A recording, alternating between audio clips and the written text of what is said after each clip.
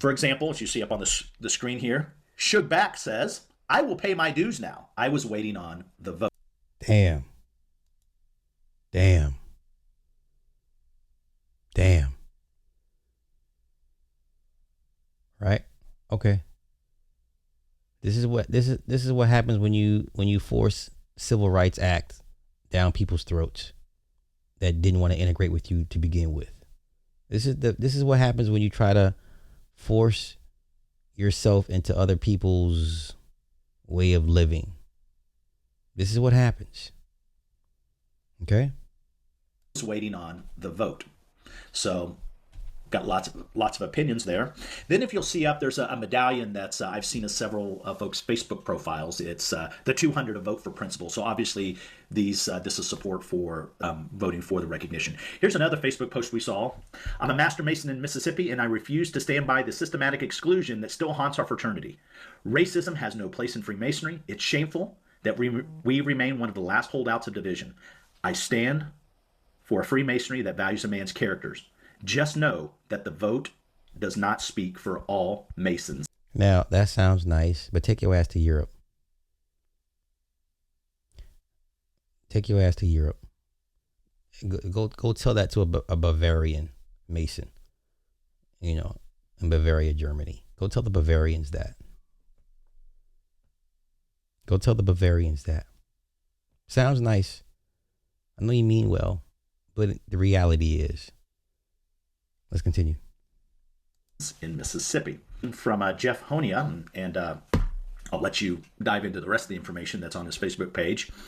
He says in his Facebook post, sad that only 2 U.S. Masonic Grand Lodge jurisdictions have the balls to respect the traditions and wisdom the Masonic lodges should have.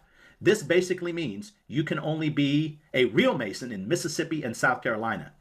Anywhere else, you're just attending an open meeting of former Masons. Now, many, many years ago, I made the distinction between speculative Freemasonry, basically the white version versus the Prince Halls, right? And I've said many, many times on record in law that Prince Hall Masons are basically clandestine. There's no rules and regulations that the white guys have to accept and acknowledge Prince Halls. Now, some of your greatest black leaders are Prince Hall Masons. That's no diss to them. You know what I'm saying? Shout out to Form Runner, but even he'll tell you they've been marked as clandestine. I've been always of the position is if you're going to get into this shit, just go straight to the source. I don't mean for the knowledge, but if you're trying to get somewhere and be acclimated to a certain social circles, then go straight to the white boys. Why are you wasting your time? You understand? So many years ago, I made clear distinctions between one versus the other, and then how the other doesn't respect or even doesn't acknowledge the others. And then people try to give me pushback. Well, they're allowed in the lodges. Yeah, some of the white boys will fellowship with Prince Halls in their lodges. They're not all completely just assholes about it. But on paper, legally, they don't have to acknowledge Prince Hall Masons. And once again, legally, on paper, they are clandestine. That has never changed. Will not change. So let's go here. Mississippi had a vote to make sure that the distinction stays, right? Their Grand Lodge in Mississippi had a vote to keep no longer recognizing Prince Hall Masons. Oh my God! So 9 years ago, I was talking about this stuff, right? If you're gonna go to, why go to an HBCU? See, now here's the thing. Okay, so the path, if you're trying to get your kids to the path of enlightenment, of the path of the ultimate top of the food chain, these certain social circles, why would you send your kids to an HBCU to join a black frat versus sending your kids to a PWI and have them join their frats or, you know what I'm saying, their institutions. Okay? Right? The ultimate goal is to be amongst them that make the decisions and not be so much of a pawn or a lapdog with the black version. Why would I waste my child's time in doing so? And 9 times out of 10, them blacks gonna do you way worse than these white boys gonna do you. That's always been my argument. That's always been my position. Once again, this is not a shot to Prince Hall Freemason at all, not at all. But if I'm going to do this, I'm going to do this the right way. I tell you, don't deal with the York Rites. Go with the Scottish Rite. Stop playing. Everybody knows the York Rite, the Blue Lodge is a joke.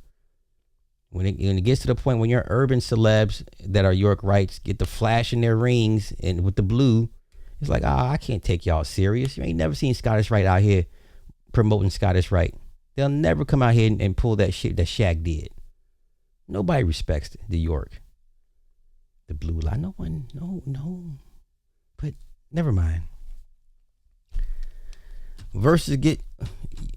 I'm sorry. How many black kids have died from hazing at black schools with their black bandmates and their black fraternities? So, whose trauma you want for your child? Your black trauma or the white trauma? Pick a struggle. Pick a struggle. Pick a struggle. Pick a struggle. We can do this black hazing thing all day long. Is that where you want to go with this? You really want to go there? Okay. So real quick, let's go here. He's upset because, he doesn't see color. This guy here, he's open to all. If you're a Mason, you're a Mason in his eyes. Don't matter what, which sect it is. But Mississippi said no. Mississippi said no. Let's go. In the Grand Lodge of Mississippi. So overwhelming majority of the members in Mississippi, and I'll give you the exact numbers, 617 nay, 200 yay regarding the... These are huge numbers. Look at that. Look at that. Over 800 votes. 600 said no. We don't want to deal with Prince Hall Masons. We don't want to recognize Prince Hall Masons. Okay?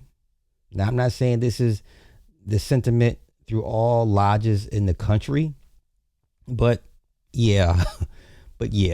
Kind of, sort of, yeah. You understand? They don't want to be bought. They want complete separation. And once again, they voted to keep Prince Hall's clandestine. Okay? They took them to court to ensure they remain clandestine. Okay? 869 total votes. 529 lodge votes present. 340 past master votes present. 179 lodges present. So what does this tell you? The majority don't want to be bothered. What's there to be mad at? Now, I understand why the white man's upset. I get it. It looks bad, but at the end of the day, the majority spoke. The majority of your brethren don't want to be dealing with them like that. So, but come on, let's go. Regarding the recognition of the most worshipful Springer Grand Lodge. So I will tell you that voting in a Grand Lodge is about the most democratic thing anybody can do in a Grand Lodge. Everything else is pretty autocratic in Masonry. So the members voted. You don't have to like it. It is what it is. There's lots of conversations from other jurisdictions. I know Masons are writing their Grand Lodges and, asking for, recognition to be pulled. There's unintended consequences for everything. But I will tell you, there's a few things that have been surfacing since that are disturbing. The Grand Lodge of Mississippi has a Facebook page, and a lot of people are... They have opinions on one camp or the other, right? For example, as you see up on the screen here, Shug Back says, I will pay my dues now. I was waiting on the vote. Damn.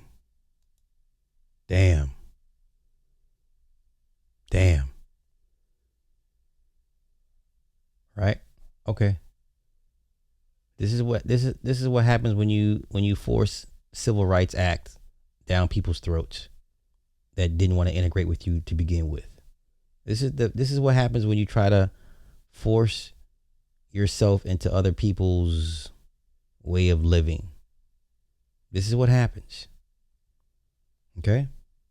Just waiting on the vote. So got lots of opinions there.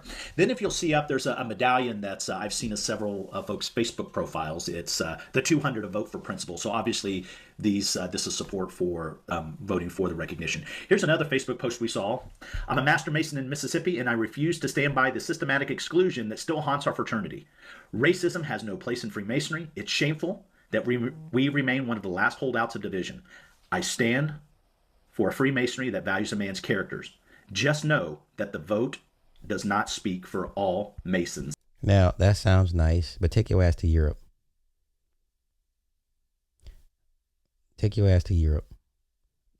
Go tell that to a Bavarian Mason, in Bavaria, Germany. Go tell the Bavarians that. Go tell the Bavarians that. Sounds nice. I know you mean well, but the reality is. Let's continue. In Mississippi. From Jeff Honia, and I'll let you dive into the rest of the information that's on his Facebook page. He says in his Facebook post, sad that only 2 U.S. Masonic Grand Lodge jurisdictions have the balls to respect the traditions and wisdom the Masonic lodges should have. This basically means you can only be a real Mason in Mississippi and South Carolina. Anywhere else, you're just attending an open meeting of former Masons. Now, my question would be to all the white Masons that are upset that their black brothers were not included, then why don't y'all mount a campaign to undo the court ruling to formally recognize Prince Hall Masons as no longer clandestine? Do you understand? These Grand Lodges took these motherfuckers to court to make sure it stays that way. So if you're really upset, then go overturn that court order. Or go revisit that case. Try that case again. Go ahead, mount up a campaign with all the cool white Freemasons that want their black brothers in with the lodges with them to be recognized, and mount the campaign and take this case back to court for a different outcome. Okay? All right, come on. That's really interesting. Here's another photo from his Facebook page. That kind of explains a lot. And again, there's no intentionally wronging or defrauding. You've got this on your Facebook page. If we can see it, everyone else. So obviously that's disturbing. For me, and my opinion only, the most disturbing thing after what was going on in the Grand Lodge of Mississippi with the vote. Again, you don't have to like the vote. It is what it is. The members voted. But the situational awareness from this post is disturbing to me by the now current Grand Master. On the screen, Saturday, February 28th, Magnolia Lodge in Biloxi will host the Confederate degree team. Myself, posted by Grover Vining, along with several Grand Lodge officers, plan to attend. Please come and fellowship with us all. I think activities kick off around 11, and I know Worshipful Johnny Hughes will make everyone feel welcome. Well, maybe not everyone. So think about that. Now, I'm getting ready to take you into an interview that I've got with Cameron Mayers, a member of the Grand Lodge of Mississippi, to talk about everything that happened from his perspective. Okay, so let's jump to him real quick. I just want to hear his take on it, and then I'm going to get out and we'll move on. Okay, let's go. Welcome to the Old Fashioned Masonic Podcast, where we talk all things Freemasons while drinking an old fashioned. I'm Brian, and this familiar face that you've seen on the screen before, Cameron Mayers. Welcome back to the podcast. Thank you for having me again. I feel like I should be a co-host. Just to give Man, I got to tell you, you've got rights there. You, that's for sure. Grand Lodge of Mississippi. It was moved to a new venue this year, right? Did it go to Tunica, like at a casino? Am I dreaming this? The Hollywood Casino in Tunica, but not Tunica proper, because apparently Tunica is way larger than I originally thought it was. Okay, all right. So we have the Grand Lodge session there, and I didn't hear from you, so I got lots of questions. So, well, first of all, let me ask you a yes or no. Did you go to the Grand Lodge session? Of course I did. I went that morning, obviously, but a busy post-grad class schedule. I had to leave directly after lunch. So most of the voting, actually all of the voting, I was not present for. But I was there for the early half of the morning. Drove from obviously where I am now to Tunica, back up to Arkansas for classes, then back down for the later night of just saying like, hey, like, gets together, brotherly bonds, things like that. Okay, very cool. So, wow, that's a lot going on there. So, um, lots of listeners in Mississippi, and as this was leading in, so there were 800 voting members in that room from the count that I got, roughly, right? A little over 800. In fact, I say that. Let me be a little more accurate because the fact checkers out there, so there were 869 total votes present at this annual communication, to my understanding. There were 520 lodge votes present, 340 past master votes present, adding up to the 869. And the information I received, there were 179 lodges present at this annual communication. So there were 869 voting members in the room, but there were obviously would be more than that because sometimes folks come to Grand Lodge and they're not a voting organization. Yeah. So a lot of folks there. Anytime you have something like per capita or guns or Masonic trials or, I don't know, recognizing PHA, that tends to fill a room. So now you see all the fezzes in the back. Not for all, this is where all the Moors would come in. You see all the fezzes this man has in the back, right? You got the sword over the star, right? The scimitar over the womb of the woman, which is not a good thing. But you see all these fezzes back here, y'all. All right, come on. Now this is years old stuff I've covered over the decade. I don't, been there, done that. Since you weren't in, I want to go through a few things. So how does Mississippi how do they do their Grand Lodge votes? Are they hands? Are they ballots? Or are they clickers? Yeah, so we moved to clickers for the first time in my Masonic tenure. I know they've previously done it, I think maybe before COVID really hit was the last time, just from my knowledge. But usually, depending on the vote, it can be like hand ballots. It can be obviously paper ballots. Paper ballots were obviously replaced with clickers this year for just easier. Okay, I don't care about the voting process. I just want to get to the part where they discuss the vote itself. Right. So a lot of folks are like, oh, I've never heard of such a thing, clutching of the pearls. Well, in Kansas, a past master gets a vote for life as well.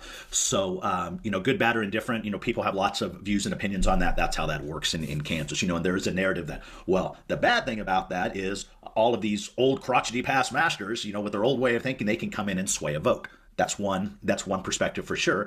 But some, these slightly not so old, mid of the range, somewhat nice looking past masters, they might be a little more progressive than you think when it comes to the best interest of masonry. But let's push that to the side. You came in early. So what was the energy? Obviously, you weren't in there for the vote, but what was the energy like leading up? Was it tense? Were they talking? Did folks come up and talk to you? Obviously, I think just me knowing people and me being a pretty prominent vocal voice of like in the Grand Lodge of Mississippi, people do. And I'm obviously well known and well familiar with people. I'm very friendly with people who are very friendly towards me. So, just talking and things like that, obviously people saying like, hey, like, I'm glad your name's on the resolution. I'm glad like we're voting on this year. But of course, that wasn't the only thing we were voting on. There was a very public Grand Lodge injunction and trial that also needed to be addressed and things like that. So people were there for many reasons. People were not there for many reasons, just given that it was in the middle of the week as opposed to more on the weekends, how we usually do it. Yeah. But that's really how it was going in and the vibe of everything. So I do want to ask on the clicker. So before I'm over it. Okay, I'm over it. Once again, let's go here. All right. Most U.S. states now recognize Prince Hall Grand Lodges. A few predominantly white Grand Lodges, particularly in the South, historically or currently hold out on full recognition. Right? Mississippi, Louisiana, Georgia, and South Carolina. Okay? And I can tell you from firsthand knowledge, over there when you leave this country, they don't view Prince Halls and very kindly. I'm telling you as a fact, when you leave this country and you take your regalia with you, thinking, oh, we international and they no. I'm telling you, no. All right. Let's see. I want to find the court case.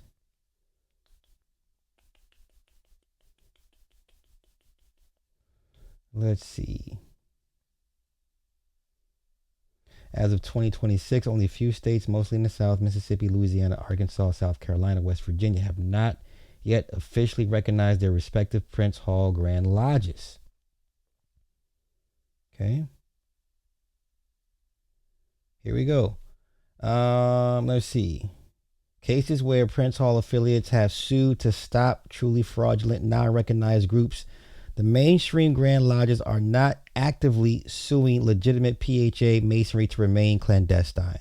So about 20 years ago, there was a case where they reaffirmed that we're going to keep this thing clandestine. Okay? All right.